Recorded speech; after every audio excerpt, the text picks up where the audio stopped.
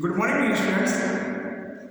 आज हम कक्षा 9 के हिंदी व्याकरण के लेखन के अंतर्गत जो हमारा संदेश लेखन वाला टॉपिक है उसको हम पढ़ेंगे। तो आइए हम जानें कि संदेश लेखन होता है क्या। जैसा कि हम जानते हैं कि संदेश और अंग्रेजी के अंदर मैसेज कहते हैं, मैसेज कहते हैं। मैसेज सामान्यतः हम किसी दूसरे व्यक्ति विशेष को हमारी सूचना पहुंचाने के लिए इसका प्रयोग करते हैं। जैसा कि हम सभी जानते हैं, हमें किसी भी विषय वस्तु की आवश्यकता होती है या उससे कुछ जानकारी की आवश्यकता होती है, तो उस तक हम कुछ अपने शब्दों को पहुंचाते हैं या अपने कथनों को पहुंचाते हैं, वही हमारे मैसेज कहलाते हैं। तो आइए हम मैसेज को जानते हैं। मैंने मैसेज की कुछ परिभाषा लिखी, उसको पढ़ते समझते हैं, उसके बाद उसका पूरा डिटेल्स थोड़ा एक्सप्लेन करने का प्रयास करता हूँ। आइए संदेश का अर्थ संदेश का जैसे सामान्यतः हम संदेश को समाचार भी कहते हैं, सूचना भी कहते हैं, खबर भी कहते हैं और वार्तालाप भी कहते हैं। ये लगभग उसकी इक्विवेलेंट शब्द है जिनके माध्यम एक दूसरे तक पहुंचाने का है। तो संदेश यानी समाचार यानी अपने विचारों को या अपनी बातों को किसी दूसरे तक पहुंचाना, ये संदेश कहलाता है। अब संदेश पहुंचाने के विभिन्न प्रकार के माध्यम आप जानते हैं। पुरानी परंपरा के भी साधन हम जानते हैं, जिन्हें पत्रों के द्वारा, लेटर राइटिंग के द्वारा हम पहुंचाते थे। या कोई ऐसे व्यक्तिगत तौर पर भी हम किसी को भेजते थे जो प्राचीन काल में व्यवस्थाएं होती, उसके बारे में हम डिटेल से करेंगे। लेकिन सामान्य सबसे पहले इसको हम छोटे से अर्थ के साथ जाने, उसके बाद हम पुरानी व्यवस्था और वर्तमान व्यवस्था को कंपेरिजन करते हुए भी संदेश लेखन को पढ़ने का प्रयास करेंगे। संदेश को सामान्यतः समाचार, सूचना, खबर या वृत्तांत के रूप में कहा जाता है, जो एक के विचारों को दूसरे तक पहुंचाने का कार्य करता है। कहते हैं कि वो कथन जो लिखित या मौखिक दोनों भी हो सकता है, लिखित भी हो सकता है, रिटर्न हो सकता है और ऑरल भी हो सकता है। मौखिक रूप से एक व्यक्ति के द्वारा दूसरे व्यक्ति को भेजा जाता है और क्या कहता है, संदेश कहलाता है। मेरे विचार दूसरे तक पहुंचाना है या आपके विचार मेरे तक पहुंचाना है, तो ये आपस में जो शब्दों को पहुंचाना का ट्रांजेक्शन है, आने जाने का, ये इस प्रकार की जो व्यवस्था है, इस व्यवस्था को हम संदेश कहते हैं। अंग्रेजी के लिए इसके मैसेज या मैसेजर वर्ड यूज करता है। कहते हैं किसी मानुष कथा या कविता के प्रेरणा के विचार को भी हम संदेश की विधि है जो प्राचीन काल से प्रचलित है। यह पुरानी परंपराओं के अंदर भी विभिन्न प्रकार की ऐसी व्यवस्था थी जिसके द्वारा लोगों को अपने विचारों को पहुंचाया जाता है। तो सामान्यतः हम जानेंगे कि संदेश एक समाचार है जो किसी के विचारों को दूसरे तक पहुंचाता है, यानी एक व्यक्ति के द्वारा दूसरे व्यक्ति तक पहुंचाना ही संदेश लेखन कहलाता है। हमारी कक्षा 9 के अंतर्गत ये संदेश लेखन वाला है, जिससे रिलेटेड लगभग 2 प्रश्न आएंगे और ये दोनों प्रश्न लगभग 2.5 मार्क्स का होगा। यह टोटल इसका भार 5 नंबर का, टोटल भार 5 नंबर का होगा, जिनको आपको समझना होगा, क्योंकि परीक्षा के अंतर्गत 2 प्रश्न दिए गए हैं। संदेश के 2 प्रश्न आएंगे और दोनों को आपको करना है। तो इसी रिलेटेड हमको 2 क्वेश्चन प्रिपेयर करने हैं। कोई भी 2 आएंगे जो प्रश्न है उसका आधार पर पूछ लेंगे कि इनको समझेंगे। तो हमें जो संदेश को पढ़ेंगे उसमें ध्यान रखना चाहिए कि हमारी परीक्षा में आने वाली परीक्षा के अंदर प्रश्न कितना आएंगे और इसे कैसे करना है। 2 प्रश्न आएंगे, दोनों प्रश्नों को आपको परीक्षा में करना है। नेक्स्ट हम आगे देखते हैं।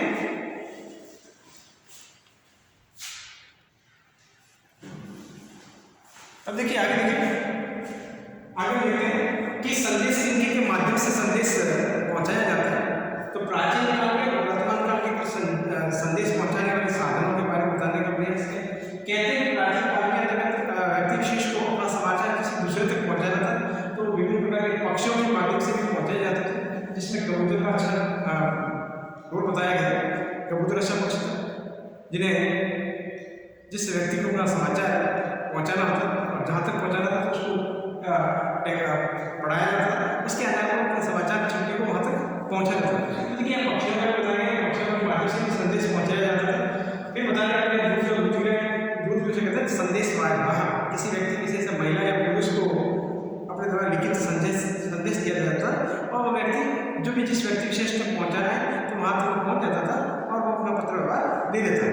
लेकिन दूध और दूधिका ही नहीं था, उनके द्वारा पहुँचाने का प्रयास किया है कबूतरों के द्वारा, दूध दूधिकाओं, फिर निजी धाव, कुछ ऐसे तेज धाव होते थे जिनके माध्यम से भी पत्र व्यवहार किया जाता था। जिन जो दौड़ने में बड़ा तेज होते थे उन्होंने निजी धाव रखा गया है, तो ऐसे व्यक्ति तेज दौड़ते थे उनके माध्यम से भी पत्र व्यवहार कराया जाए।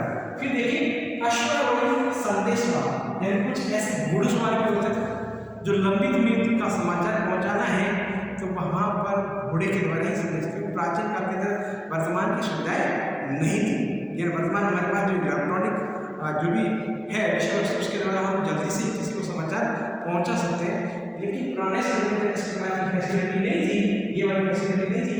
तो वे लोग लंबी दूरी के संदेश पहुंचाने के लिए कोई अश्वारोही वाले घोड़े पर सवार होने वाला व्यक्ति विशेष को संदेश लेकर भेजा जाता था और अपना संदेश पहुंचाया जाता था।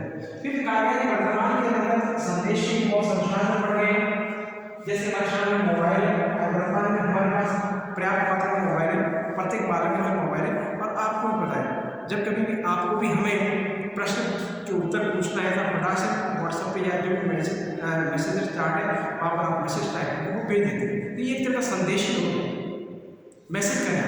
अब मैसेज अलग अलग प्रकार के होते हैं वो भी हम देखेंगे, लेकिन कहने का कारण है कि आपके जो भी विचार है या समाचार है हमारे तक पहुँचाना या हमारे तक पहुँचाना, उसमें सबसे बड़ा रोल वर्तमान मोबाइल है। आप जल्दी से अपना मैसेज भेज सकते हैं।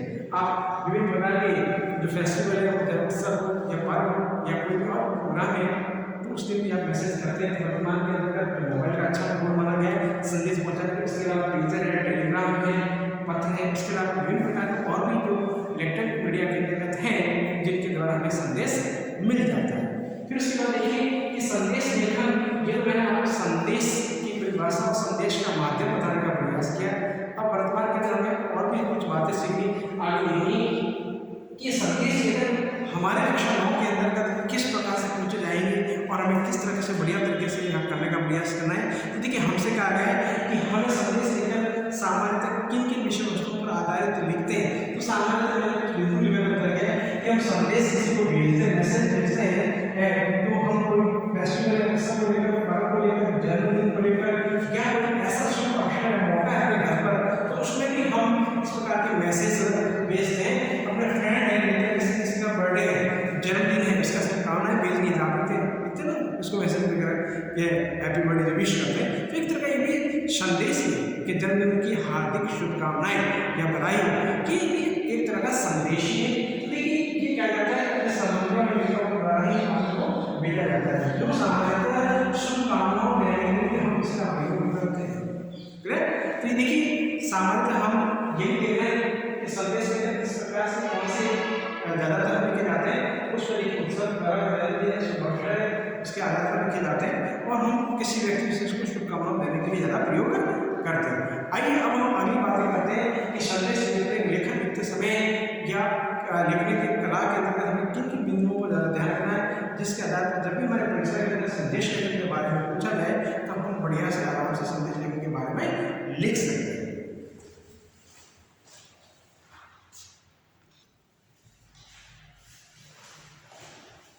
आइए अब हम जानें कि संदेश लेखन को लिखते समय किन किन बातों को ध्यान में रखना चाहिए जिससे हमारा बहुत ही बढ़िया तरीके से संदेश लेखन हो सके। तो आइए मैंने आपके सामने लगभग 5-6 बिंदु लिखे, उन बिंदुओं को हम पढ़ते समझते, उन बिंदुओं को समझते हुए हमारा जो भी संदेश लेखन से टॉपिक आएगा उसको लिखने का प्रयास करेंगे। अब हम जानें कि संदेश लेखन में कौन सी ऐसी उनकी बातें जो हमारे लिए सबसे ज़्यादा लाभदायक हो सकती या हम संदेश लिखने में हमारा सहयोग कर सकते हैं। तो जानिए संदेश लेखन में ध्यान रखने योग्य बातें, पहला कि संदेश लेखन भाव होना चाहिए, यानी भावनाओं से भरा हुआ होना चाहिए। जिससे लिख रहे हैं, चाहे दीपावली के लिए संदेश लिख रहे हैं, होली के लिख रहे हैं, क्रिसमस के लिए लिख रहे हैं, ईद के लिए लिख रहे हैं, या 15 अगस्त, 26 जनवरी या रिपब्लिक डे, गणतंत्र दिवस, स्वतंत्रता दिवस या जन्म दिवस की शुभकामनाएं, किसी भी श्रेणी से आप लिख रहे हैं तो लेकिन उसमें बड़ी एक तरीके से भावपूर्ण होना चाहिए, उसका कोई भाव निकलना चाहिए, अगले वालों को पढ़ते हुए भी समझ में आना जाना चाहिए कि वास्तव में ये क्या हमको बताना चाहता है या हमें क्या देना चाहता है।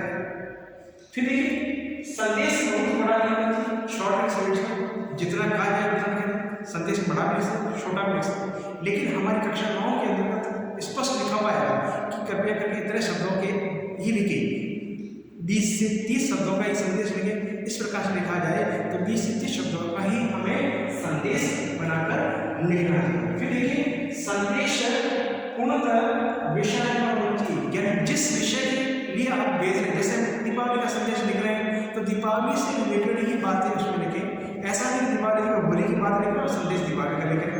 फिर देखिए किसी भी कोई भी विषय ले लो, हमारे पास हमने बहुत सारे संदेश भेजाने के लिए हमारे पास टॉपिक है, तो कहा गया है कि विषय के अनुसार सब्जेक्ट होना चाहिए, जिस सब्जेक्ट के लिए आप मैसेज करें वही हमारा होना चाहिए, इसलिए कहा गया है विषय होना चाहिए। फिर कहा गया है कि शब्दों का चयन प्रभावशाली होना चाहिए, यानी मैसेज के अंतर्गत जो भी शब्दों का यूज कर रहे हैं, जो भी वर्ड यूज कर रहे हैं वे बिल्कुल प्रभावशाली होना चाहिए, बड़े ही अच्छे शब्द होने चाहिए, यानी जिन्हें अगले वाले को आसानी से समझ में आना चाहिए, जिनका अर्थ बड़ा ही गंभीर रूप से अगले वाले को समझ में जाए, जल्दी आपका मैसेज को समझ लें और अपने आप को बड़ा ही प्रफुल्लित या आनंदित समझें। इसीलिए कहा गया है कि वह बिल्कुल प्रभावशाली होना चाहिए। फिर कहा गया है कि संदेश उद्देश्य को पूर्ण करने वाला होना चाहिए, या जो मैसेज जिससे रिलेटेड आप भेज रहे हैं इसका उद्देश्य पूर्ण होना चाहिए। जैसे किसी को जन्मदिन है और आप बधाई संदेश भेज रहे हैं तो वास्तव में उसके लिए बधाई एक तरह का शुभ चिंतक के रूप में उनके तक पहुंचे, और वह जैसे आपका मैसेज मिले तो उसको आनंद की अनुभूति होनी चाहिए। इसलिए कहता है कि आपका जो भी मैसेज हो वह उद्देश्य हो या उद्देश्य की प्राप्ति करने वाला हो। फिर सबसे लास्ट कहा गया है संदेश की भाषा सरल और बोधगम्य होनी चाहिए, बिल्कुल स्पष्ट है। इससे बड़ा जो भी आप मैसेज लिख लें, जो भी उसके लिए आप सेंटेंस बनाते हैं वो सेंटेंस बड़ा और सरल होना चाहिए। सरल से तात्पर्य है कि जल्दी से समझ में आना चाहिए। आप उसको बड़ा ही कठिन शब्दों का यूज करोगे तो अगले वाला चाहे कम पढ़ा लिखा होगा तो उसको मैसेज समझ में नहीं आएगा, क्या मतलब क्या लिखा है समझ में नहीं आ रहा है। यानी वाक्य बिल्कुल शुद्ध होना चाहिए और उसके क्रमबद्ध तरीके से तारतम्य आना चाहिए। ऐसा नहीं कि पहला वाक्य अलग कह रहा है दूसरा वाक्य अलग कह रहा है, यानी क्रमबद्ध तरीके से वाक्य के सेंटेंस सही तरीके से आना चाहिए, जिससे अगला पढ़ने वाला है, संदेश पढ़ने वाला है, जिसको संदेश लिख रहे हैं उसे जल्दी से समझ में जाए और आपके भेजे हुए संदेश को जल्दी से समझकर एक्सेप्ट कर सके। ये जब उसके पास बोधगम्य होगा, उसकी बोधगम्यता होगी तभी वह जल्दी से समझ पाएगा।